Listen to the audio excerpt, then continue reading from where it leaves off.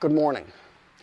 In the United States and across our allied countries, our focus on national defense and on national security are blinding us to everything else that's going on. We tend to see the world and the other countries in the world through the prism of military capabilities and military power. But economic power is power. Diplomatic power is power. Commercial power and industrial power, pricing power, logistics and supply chains. These are power structures of a different kind, and they're more enduring, and they run deeper. 10 years ago, China announced a plan for a new network of ports. It was called the Maritime Silk Road, and the name itself has a lot of historical significance here in Asia. Just 10 years ago, that's all. At the time of the announcement, China had investments in 44 ports across the world. Now it's over 100 in 50 countries. This is from the Washington Post. The Silk Road was aimed at improving China's access to the world markets. The investments have slowed down since because of slowing growth and the U.S. pushing back. No, the investments have slowed down because they're almost done. These ports are almost finished. They're operational now and producing. This is the report from the Council for Foreign Relations. China owns or operates 115 active projects across the world. Of those, just 14 could be purposed for military use. So 14 out of 115. Here is a map they've put together. The darker colors represent a higher percentage of ownership by Chinese companies. The triangles are the bases that can be used by military ships. And it is a nifty interactive map. We can put our cursor over the shapes and it goes into detail port by port. So here's Brazil, a BRICS country. Potential for naval use is uncertain.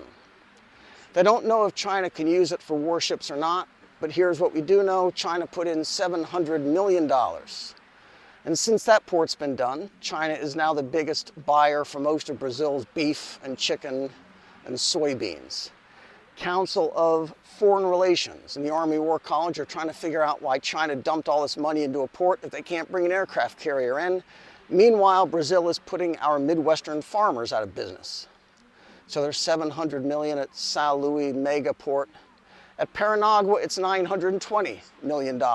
And that port can serve all of southern Brazil and Paraguay. If you're South Brazil, a U.S. Navy pulling into Paranagua is of no interest to you whatsoever. A container port is something else. It means markets and jobs and low-cost products coming in and exports going out. Just looking at a few more in South America, Pacific. Ecuador, $110 million. Chancay, Peru, $230 million. Newport, Peru, $410 million. This is from Lazard. This is a fantastic report. It runs over 40 pages and we reference it a lot. Chinese exports to the United States were falling at the time the report was published. Exports from China to the U.S. are not falling anymore. They've since rebounded and hitting records. Anyway, Chinese exports are rising to everywhere else.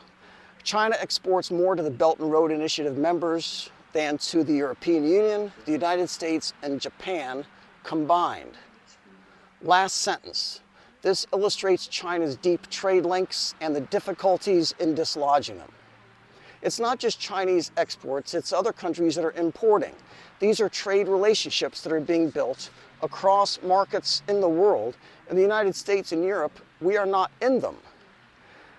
Back to the Washington Post, where they're talking to military experts instead of business people. The U.S. is still the biggest military power in the world. We have 750 overseas bases. China's got only one. But the Army War College is focused on whatever military purposes may be served by these Maritime Silk Road ports. The expansion is critical to China's economic power, but also to their military potential. It's not a coincidence. There is a strategic aspect to these ports. That's their conclusion. But the commercial aspect is the strategy, and it's everything. What should we think most of the world's countries are hoping for? To become part of our network of 750 overseas bases? Or part of the new economic bloc that they're being stitched together? 150 countries or so that are not members of NATO. As of last September, China had signed 70 shipping agreements with 66 countries. And here they say again, China is not a global naval power, and they have few overseas naval bases. But they're focused on everything else. Here are the countries ranked by total Chinese FDI into the ports. Tanzania, number 1. Australia, number 2 at $8 billion. Those are giant mining countries. The far right column is whether these countries are part of the Belt and Road Initiative. Australia is a no. Israel is a no.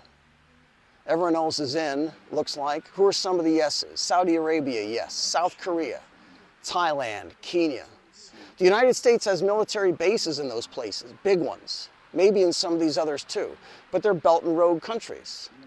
Washington Post again, China's port network presents a different challenge to U.S. security interests. It's the world's premier commercial maritime power, and now they have a strategic hold over parts of the world, and they could restrict U.S. troop movements, freedom of navigation if they so choose. They are an asymmetrical threat. Our experts in Washington and Europe are looking hard at these maps right here, and they're writing papers about how easy it would be for China to go from one overseas military base to 15.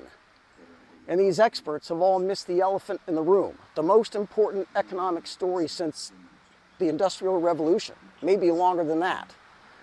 These are supply chains and logistics facilities, not only for China, but for their entire new trading bloc. And it's already bigger than ours. These are China's ports, but they're BRICS markets in friendly countries. And those ports mean jobs and exports and imports, tax revenues for their governments to operate, money for schools and hospitals and municipal projects. That's power. That is hard power that smaller countries understand and they want to share for themselves. So South America is joining the Belt and Road and BRICS. So is South Asia, so is Africa, so is the Middle East. And China is doing more business with all those countries than with North America, plus Europe, plus Japan combined. This is the Yili grasslands, Xinjiang. Be good. Everyone who hears these words of Jesus and acts on them is like a wise man who built his house on a rock. And the rain fell, and the floods came, and the winds blew, and yet the house did not fall, for it was founded on a rock.